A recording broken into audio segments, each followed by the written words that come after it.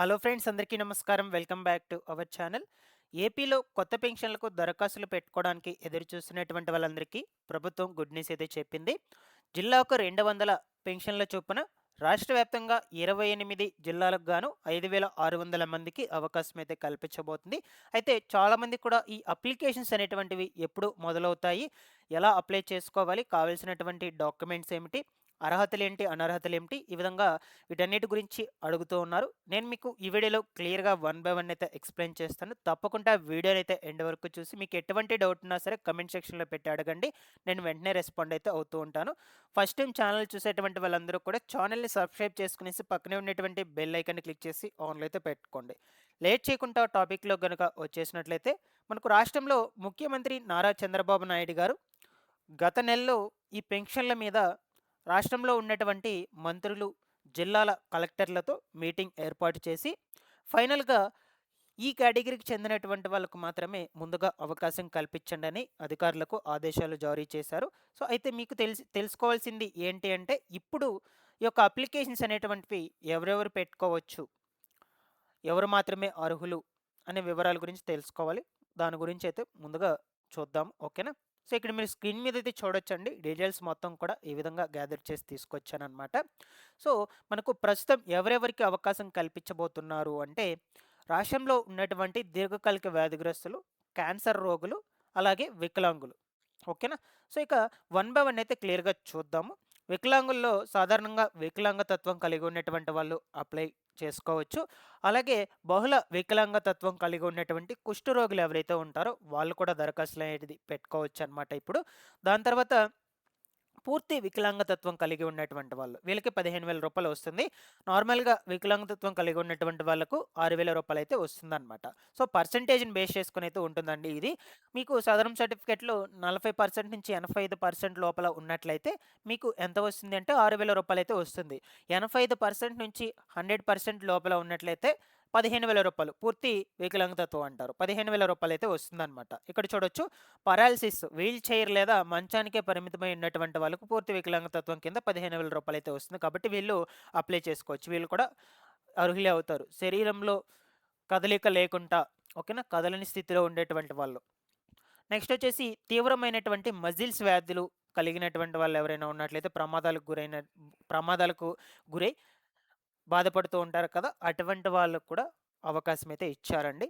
Next వచ్చేసి దీర్ఘకాలిక వ్యాధిగ్రస్తుల కింద ఎవరెవరు అప్లై చేసుకోవచ్చు అంటే, కిడ్నీ, తలసిమియా మొదలైనటువంటి వ్యాధులు ఉన్నటువంటి వాళ్ళు, 2 కాళ్ళు ఎలిఫెంటియాసిస్ కింద బాధపడుతున్నటువంటి వాళ్ళు అప్లై చేసుకోవచ్చు. అండ్ అలాగే కిడ్నీ, లివర్, గుండె మార్పిడి చేసుకునేటువంటి వాళ్ళు కూడా అవకాశం అయితే ఇచ్చారు. వాళ్ళు కూడా దరఖాస్తులు అయితే పెట్టుకోవచ్చు అనమాట. నెక్స్ట్ వచ్చేసి సీకేడియు, డయాలసిస్ చేయించుకొని కిడ్నీ రోగులు, ఓకేనా, డయాలసిస్ చేయించుకునేటువంటి వాళ్ళకి సంబంధించి కూడా అప్లై చేసుకోవచ్చు అని అయితే చెప్తూ ఉన్నారు. మనకు ఈ యొక్క సీకేడీ చిన్నగా మారినటువంటి కిడ్నీ, ఓకేనా, ఈ విధమైనటువంటి వ్యాధితో ఎవరైనా బాధపడుతున్నట్లయితే వీళ్ళు కూడా అప్లై అనేది చేసుకోవచ్చు. వీళ్ళందరికీ కూడా ఒక 15,000 పెన్షన్ అయితే రావడం జరుగుతుంది.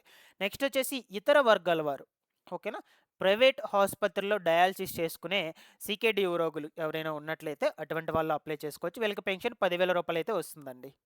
నెక్స్ట్ అలాగే సికిల్ సెల్ వ్యాధితో ఎవరైనా బాధపడుతూ ఉన్నట్లయితే, రక్త కణాల లోపం వల్ల వచ్చే జన్యు వ్యాధి అనమాట ఇది. ఈ వ్యాధితో ఎవరైనా బాధపడుతున్నా కూడా వీళ్ళు కూడా అప్లై చేసుకోవచ్చు. వీళ్ళకి కూడా 10,000 పెన్షన్ అయితే వస్తుంది. అలాగే తలసిమియా, తరచూ రక్తం మార్పిడి అవసరమయ్యేటువంటి జన్యు వ్యాధి అనమాట. తలసిమియా అంటే ఈ విధమైనటువంటి వ్యాధి ఎవరికైనా ఉన్నట్లయితే వీళ్ళు కూడా అర్హులే. వీళ్ళు కూడా అప్లై చేసుకోవచ్చు. ఓకేనా? సో, ఇలా ఈ కేటగిరీలు ఏవైతే ఉన్నాయో నేను ఇప్పుడు ఏవైతే చెప్పానో, ఈ కేటగిరీకి చెందినటువంటి వాళ్ళందరూ కూడా అర్హులే. వీళ్ళు కూడా అప్లై చేసుకోవచ్చు ఖచ్చితంగా. అయితే ఇప్పుడు అప్లికేషన్స్ అనేటువంటివి ఎప్పటినుంచి జరుగుతాయి? అందరికీ ఉన్నటువంటి డౌట్ ఇదే అనమాట.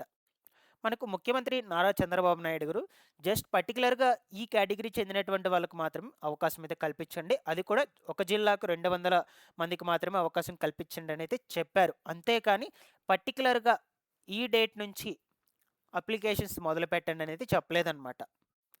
ఎస్పెషల్లీ ఈ జనవరి నెలలో అప్లికేషన్ స్టార్ట్ చేయండి అయితే చెప్పలేదు. ప్రభుత్వం నుంచి ఫస్ట్ మనకు ప్రొసీడింగ్స్ రావాలి. ప్రొసీడింగ్స్ వచ్చాకనే అధికారులు ఏదైనా చేయగలుగుతారు. అప్లికేషన్స్ మొదలుపెట్టగలుగుతారు. ఇంకా మనకు ప్రొసీడింగ్స్ అనేటువంటివి రాలేదు ప్రభుత్వం నుంచి. ఒకవేళ ఈ నెల 20 తేదీ లోపల ప్రొసీడింగ్స్ కనుక వచ్చినట్లయితే ఖచ్చితంగా మనకు ఈ జనవరి నెలాఖరు నుంచి అప్లికేషన్స్ అనేటువంటివి మొదలు పెడతారు. లేదు ఈ జనవరి నెలాఖరున ప్రొసీడింగ్స్ వచ్చినా సరే ఫిబ్రవరి నెల మొదటి వారం నుంచి అయితే ఖచ్చితంగా ఈ అప్లికేషన్స్ అనేటువంటివి మొదలు పెట్టడం జరుగుతుంది. సో ఏదేమైనా మనకు ఈ అప్డేట్ వచ్చిన వెంటనే ఎప్పటికప్పుడు తెలియచేస్తూ ఉంటాను. మీకు అందరికీ కూడా ఛానల్ని రెగ్యులర్గా ఫాలో అప్ చేస్తున్నాను గైస్. చాలామంది కూడా ఈ అప్లికేషన్స్ అనేటువంటివి ఎప్పుడు మొదలవుతాయని అయితే అడుగుతున్నారు కాబట్టి దీని గురించి క్లియర్గా అయితే చెప్పాను.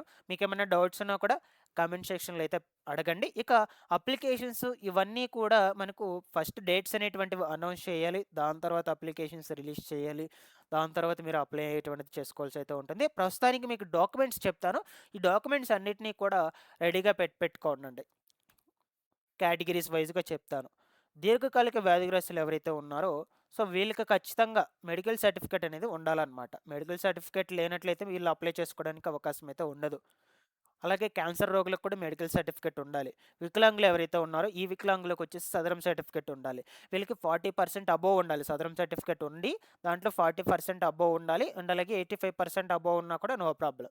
పెన్షన్స్ డిఫరెన్స్ అయితే ఉంటాయన్నమాట. ఓకేనా. వీటితో పాటుగా ఇంకొన్ని డాక్యుమెంట్స్ కూడా చెప్తానండి. ఇక్కడ చూడొచ్చు. ఆ అప్లికేషన్ ఫామ్ వచ్చేసి అక్కడే ఇస్తారు మనకు అప్లై చేసుకునే దగ్గరే. దాని తర్వాత వచ్చేసి ఆధార్ కార్డు, అలాగే ration card, caste income certificates, దాని తర్వాత సదరం సర్టిఫికేట్, మెడికల్ సర్టిఫికేట్ ఈ డాక్యుమెంట్స్ కూడా పక్కాగా ఉండాలి. సో మీరు మెడికల్ సర్టిఫికేట్ ఎక్కడ పొందాలి అంటే దగ్గరలో ఉన్నటువంటి గవర్నమెంట్ హాస్పిటల్కి వెళ్ళి మీ మెడికల్ రిపోర్ట్స్ అన్నిటినీ కూడా తీసుకువెళ్ళి అక్కడ ఇస్తే వాళ్ళు దాన్ని బట్టి మీకు మెడికల్ సర్టిఫికేట్ ఇవ్వటం జరుగుతుంది. ఇక సదరం సర్టిఫికేట్ ఎలా పొందాలి అంటే ప్రభుత్వం మనకు సదరం సర్టిఫికేట్స్కి సంబంధించి స్లాట్స్ రిలీజ్ చేస్తుంది. ఆ స్లాట్స్ రిలీజ్ చేసినప్పుడు మీరు స్లాట్ బుక్ చేసుకొని వాళ్ళు చెప్పినటువంటి డేట్కి ఆ టైంకి వెరిఫికేషన్స్కి వెళ్తే వాళ్ళు వెరిఫికేషన్స్ చేసి మీకు ఎంత పర్సంటేజ్ ఉంటుందో ఆ పర్సంటేజ్ని బేస్ చేసుకొని సదరం సర్టిఫికేట్ ఇవ్వడం జరుగుతుంది. ఇది ప్రాసెస్. సో రీసెంట్గానే మనకు స్లాట్స్ రిలీజ్ చేస్తారు. చాలామంది కూడా స్లాట్ బుక్ చేసుకున్నారు. చాలామంది కూడా వెరిఫికేషన్స్కి అయితే వెళ్ళారు. కొత్త సదరం సర్టిఫికేట్ వస్తుంది. ఆ సదరం సర్టిఫికేట్ని అలాగే పెట్టుకోండి. అప్లికేషన్స్ రిలీజ్ చేసినప్పుడు నేను మీకు చెప్తాను. అప్పుడు ఈ డాక్యుమెంట్స్ అన్నింటినీ కూడా తీసుకువెళ్ళండి, అప్లై చేసుకోండి తప్పకుండా. సో ఎవరైతే ముందుగా ఈ డాక్యుమెంట్స్ రెడీ చేసి పెట్టుకుంటారో అటువంటి వాళ్ళు మాత్రమే అప్లై చేసుకోవడానికి వెసులుబాటు ఉంటుంది. ఎందుకంటే మనకి ఇక్కడ లిమిట్ పెట్టున్నారు.